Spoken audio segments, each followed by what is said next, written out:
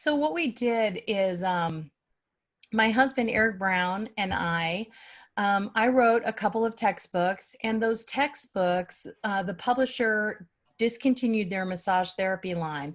So a number of authors in the United States got these textbooks back that most of them have been for foundational education in massage therapy. I have two books that came back to me. And I knew I didn't want to publish in the traditional way. I wanted to publish in a way that was more interactive, more engaging.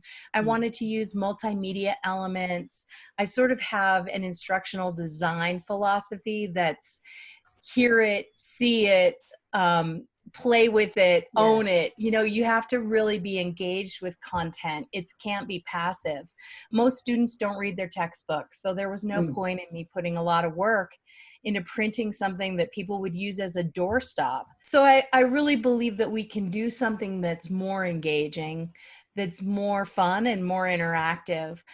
So interestingly, I had been working on a textbook for this digital platform, and we had not planned to release any textbooks until 2021.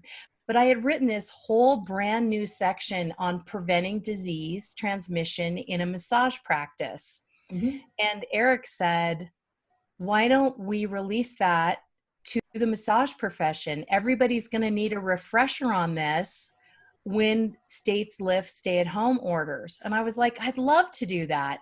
So we sort of went into high gear, and I started to write about COVID. And that was also a way, as a writer, I'm a writer, I write every day. That's how I live. And as a writer, it felt so good to just research it and find out everything that I could. It gave me this sense that I at least could have control over my own life, if not all of these things that were happening to all of us.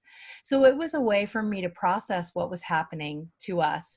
So I wrote a chapter on COVID, and I have updated it, which is the beauty of a digital textbook. So once a textbook's in print, typically it takes around 5 years to sell out your print run.